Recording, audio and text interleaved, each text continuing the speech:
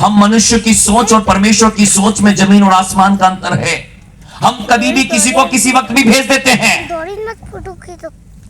हम अपनी सहूलियत और टाइम के अकॉर्डिंग, चल तू चला जा, तू चला जा, तुम ये कर लो, तुम वो कर लो, इसको भी, उसको भी, इसको भी, उसको भी। ये मनुष्य का स्वभाव है और नेचर है। बट परमेश्वर जब कुछ करता है उसके पास पूरा प्लान होता है। ही भेजने वाला हूं, स्त्री के वंश के द्वारा ही भेजने वाला हूं। कब भेजने वाला हूं, कैसे भेजने वाला हूं, एक एक बात को उसने बाइबल के अंदर में लिखा है। परमेश्वर के पास में परफेक्ट योजना है। अब थोमा को भेजने के पीछे भी परमेश्वर के पास में एक योजना है।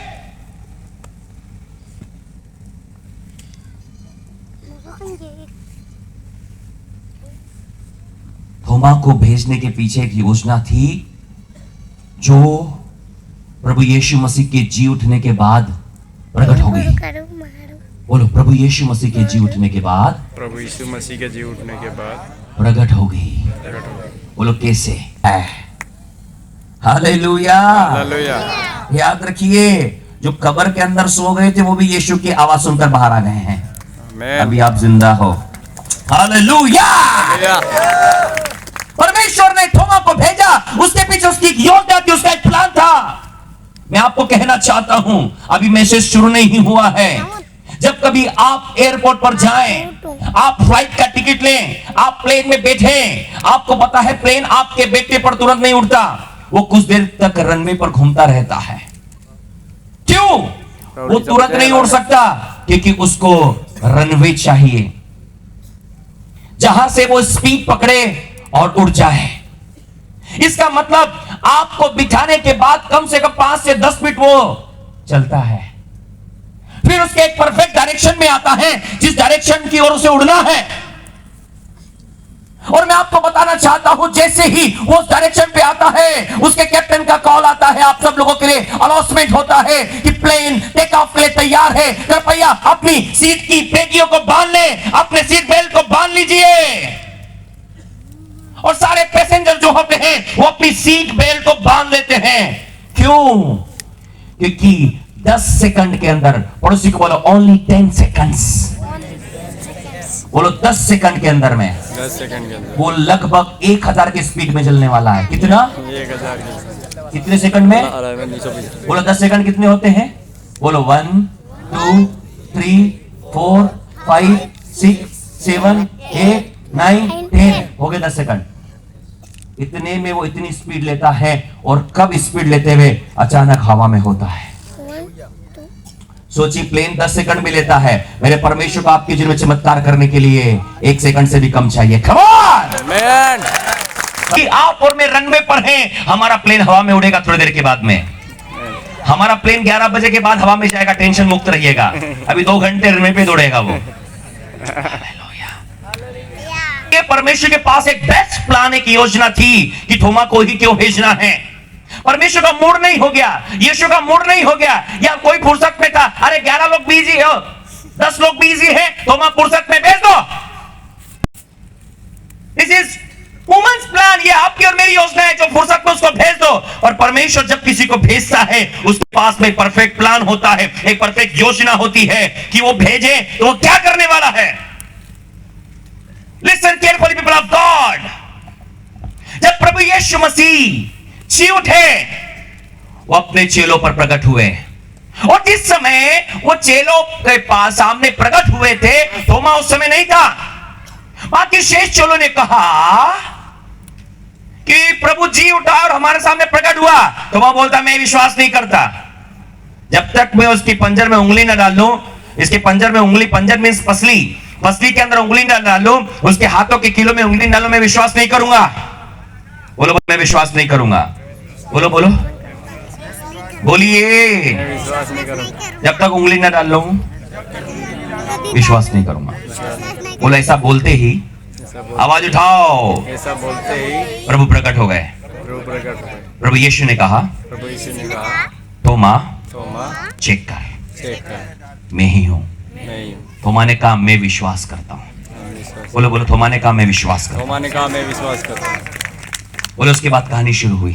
बोलो बोलो उसके बाद कहानी शुरू हुई। बोलो क्या कहानी? क्या कहानी? यीशु ने बोला पूरी दुनिया में एक जाति है पूरी दुनिया में एक जाति है तेरे जैसी, तेरे जैसी, तेरे भाई बंधु हैं तेरे भाई बंधु। और मैं समझ सकता हूँ, मैं समझ सकता हूँ, बोलो बोलो मैं समझ सकता हूँ मैं समझ सकता हूँ कि जब तक चेक ना कर ले जब तक चेक न तब कर तक विश्वास नहीं करेंगे। तब तक विश्वास नहीं ऐसे लोग तेरा इंतजार कर रहे हैं। ऐसे लोग तेरा इंतजार कर। इंडिया जा, भारत जा।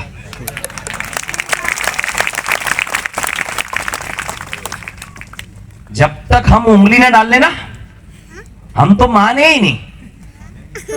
हम क्या नहीं करें? बोले इसलिए थोमा को यहाँ आना पड़ा। समझ में आ रहा है? यस, जिसके पास एक्सपीरियंस है परमेश्वर उसको भेजता है। जा, तेरे जैसे लोग हम इंतजार कर रहे हैं। इसलिए बाइबल बताती है पौलुस और पतरस की सेवकाइयों के लिए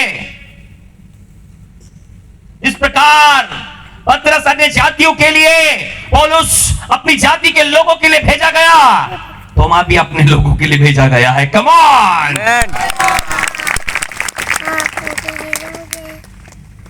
और मैं प्रभु का धन्यवाद करता हूं इस जगह पर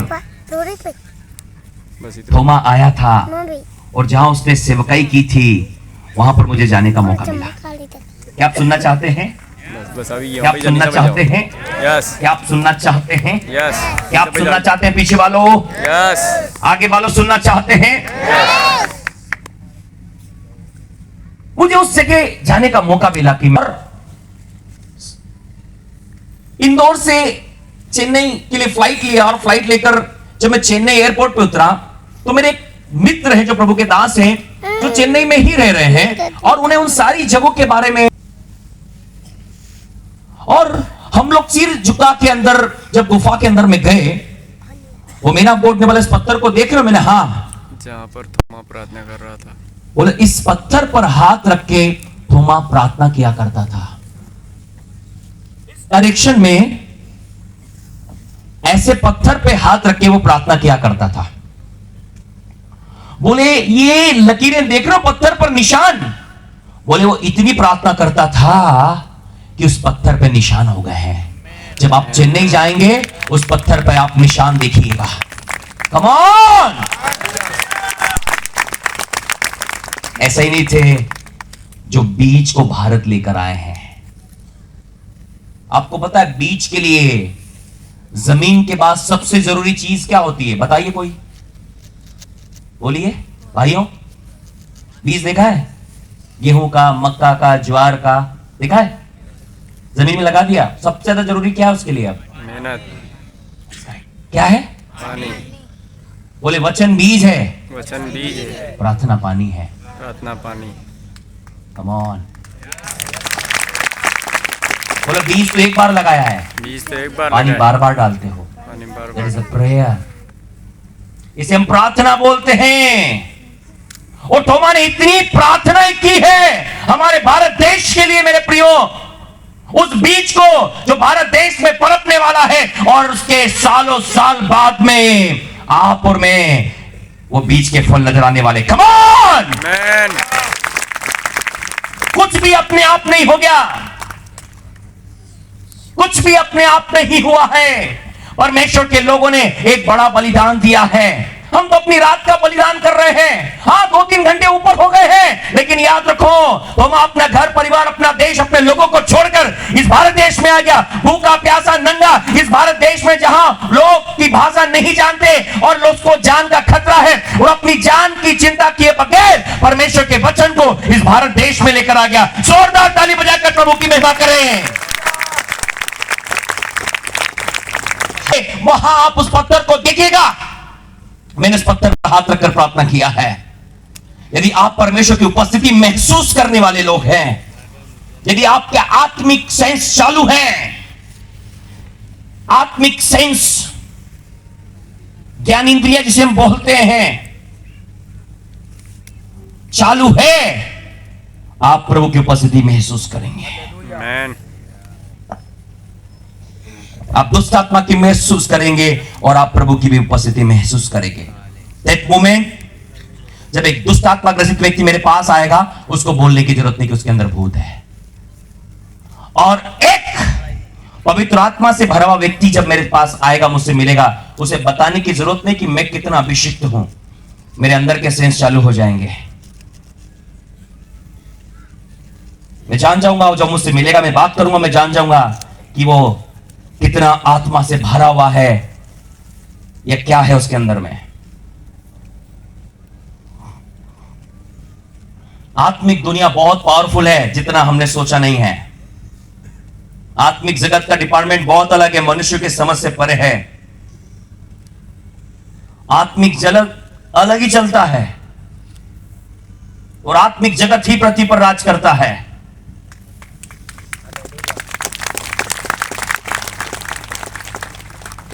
आत्मिक जगत ही पृथ्वी पर राज करता है। थोमा जानता था कि मुझे भारत के लोगों से नहीं लड़ना है, भारत में काम करने वाली दुष्ट आत्माओं से लड़ना है। इसलिए उसको प्रार्थना की जरूरत थी।